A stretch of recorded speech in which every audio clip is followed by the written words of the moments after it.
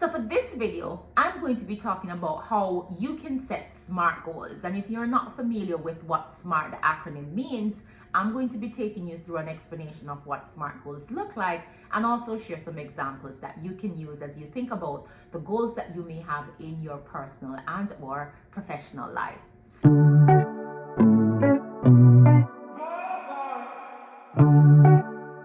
Hello everyone, welcome to another episode on It's a Learning Life for Real. I'm Tamika, and here on It's a Learning Life for Real, I use my experiences as a learning and organizational development professional to share insights and tips that you can use as you journey towards your own personal growth and professional development. Today we're talking about goals. So I want to ask you, are you struggling with those goals that you've set in your personal and professional life? Do you find it difficult to stay on track with the goals that you've set for yourself? We're going to be talking about how you can set SMART goals and also how you can ensure that not only are you setting goals, but you are executing them successfully to achieve the life you desire. So don't go anywhere. Remember, if you have not yet hit the like button or subscribe, to do so you never miss a video whenever I upload one. So let's jump right in.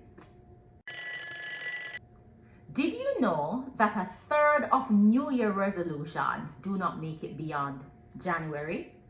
And if we wanted to be more generous, they don't make it beyond March. So if New Year's resolutions are the goals that people declare at the beginning of the new year do not make it beyond March, how are you doing now that it's April?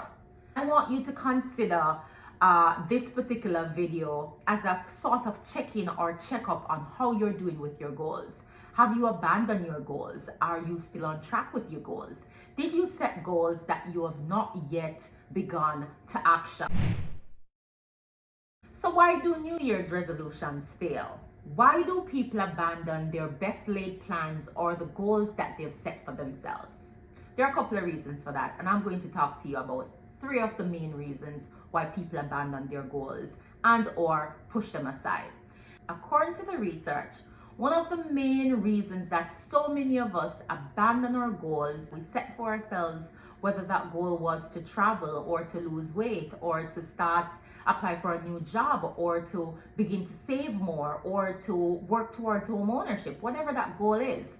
One of the main reasons why our goals get abandoned or we just don't get started with them is that we were not clear about the goals in the first place. So that's one of the first reasons why in a lot of instances people abandon their goals or they don't follow through. They weren't clear in their own minds about what the goal was, or they didn't have a clear vision for themselves. So that's one reason why goals fail.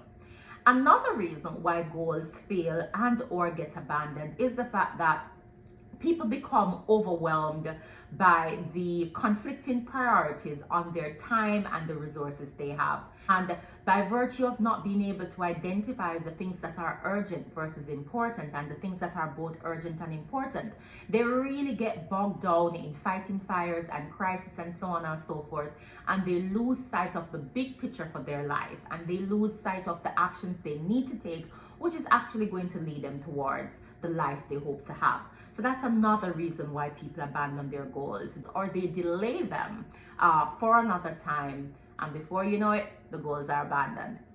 So if you've not yet seen my video on time management, you may want to check that out. A third reason why people might abandon the goals or just don't bother to set goals at all is that they see setting goals as a waste of time. Yes, whereas some of you are pretty good about setting goals, there are other people who look at goals as a waste of time, primarily from the perspective that they don't think that they can control their life and they don't necessarily have a clear sense of what they want their future to look like.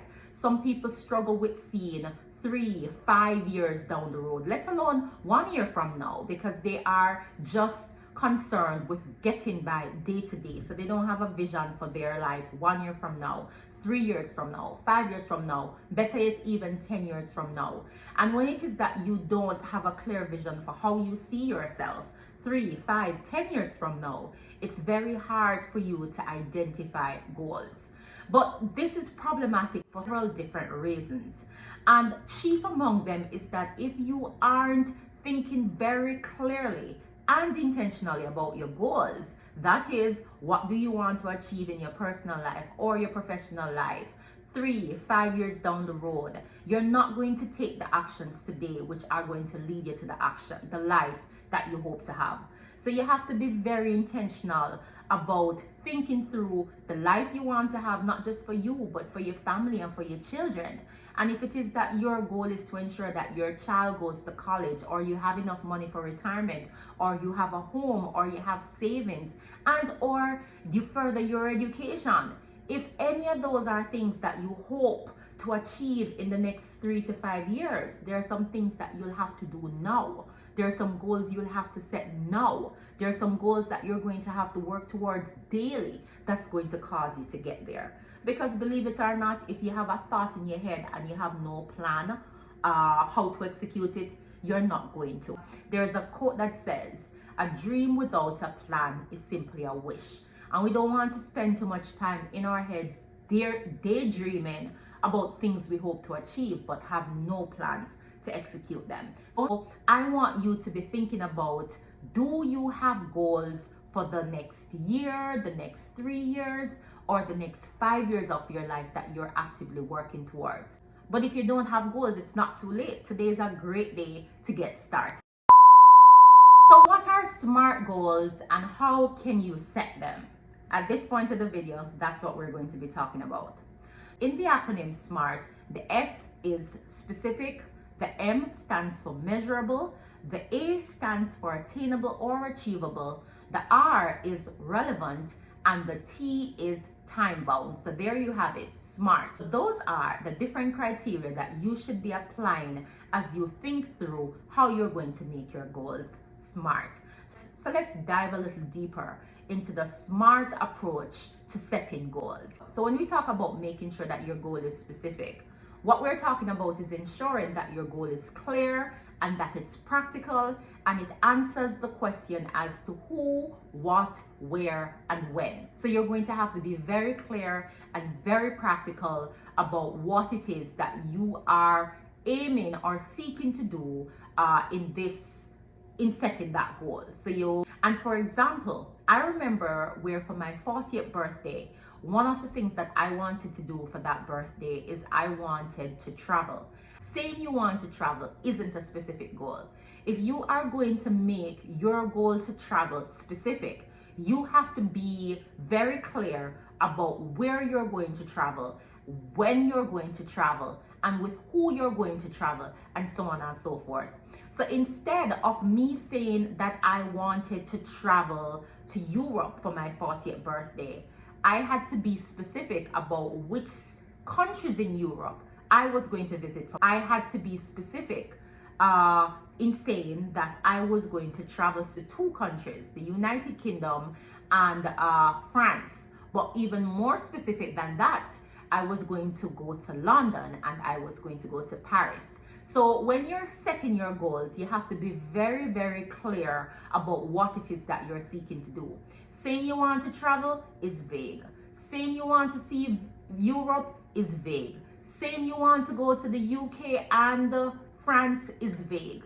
If it is that you are going to make your goal very specific, you have to be clear about where exactly are you going to visit and what exactly are you going to do and who is doing it with you. So I had to be clear about the fact that I was going to do 2 cities, London and Paris. So that would be an example of the need to make your goals very specific. Let's move on to the M in the SMART acronym. And the M is measurable. This is where you have to give careful thought and attention to assessing how it is that you are making progress in relation to the goal that you've set for yourself. So for example, I had determined that I wanted to spend my 40th birthday in London and Paris. So some of the things that helped to keep me on track were deadlines around when to buy my ticket, the tours and packages I wanted to purchase, and having the reservations for those, making plans for my accommodations in London and in Paris, and also making accommodations for or thinking through what I was going to put in place with my daughter, for my daughter, in terms of childcare while I was away. So the A in the SMART acronym stands for achievable and attainable. Here is where you want to ensure that you don't bite off more than you can chew. Because remember, at the beginning of the video, I spoke about the fact that one of the reasons why a lot of people do not follow through or execute their goals is that they become overwhelmed and or they become overwhelmed by their competing priorities, or they did not carefully think through what time and resources they had, and they find themselves stretched in different directions and they aren't able to follow through on what their best laid plans are. And I knew that as much as it would have been lovely to see Rome and it would have been lovely to see Spain and Italy, I could only afford to go and do 2 cities. I'm not just affording the 2 cities.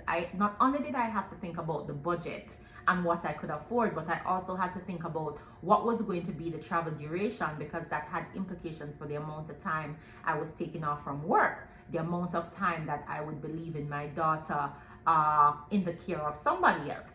So there were a lot of things that I had to think about in making sure that what I was planning was achievable. But you have to ask yourself, based on the time and resources I have, is this goal achievable? Is this goal something I can reasonably do in the time I have and with the resources I had? So that's what the A in the SMART acronym stands for. So the R in the SMART acronym speaks to relevance. You have to ensure that whatever goals you're setting for yourself are relevant to and aligned to whatever your hopes are for the life that you're trying to create for yourself. So you wouldn't want to set goals that have no relevance to what you're trying to achieve in your life, whether it be your personal or your professional life. So I had determined that my 40th birthday was a big deal. It was a milestone birthday, and I would have made the trip whether I had company or not, because it was that important to me as a milestone birthday. So if you're struggling to figure out whether or not a goal is relevant, ask yourself, what will it cost you if you don't do it? What will you gain if you do it? How will completing this goal or action add to your life? So the T in the SMART acronym stands for time bound, and your SMART goal needs a timeline. It needs a deadline, what you are going to do by when. And like I shared with you earlier, I knew that I wanted to spend my 40th birthday in London and Paris. I had to also determine, okay, which days according to my itinerary would I be in London, which days would I be in Paris, and what was I going to be doing on my birthday? How did I want to wake up and spend that day? So I had to have clear timelines around the trip, what I would do, by when, and so on. So you need a target date. So long and short of it, you need a target date for the things you're going to do, and also for the things you're going to do and when you're going to do them, and so on. I have also been able to use that approach in different areas of my life, whether that was in terms of purchasing, any of the homes I've had, or whether that was in terms of making career decisions, or whether that was towards savings and the rest of it. Whatever it is that you're thinking about, you can use the SMART approach to ensuring that you are setting yourself up for success. Over to you. I want you to think about, what is a goal that you have abandoned, or you've probably procrastinated on, or has probably stalled for you, that you need to pick back up and that you need to get smarter about implementing or actioning.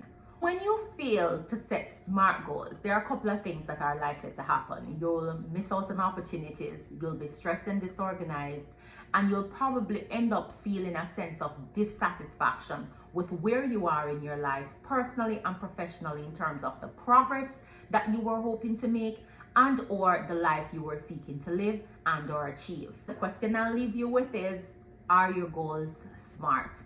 Are you setting big goals and taking smart actions?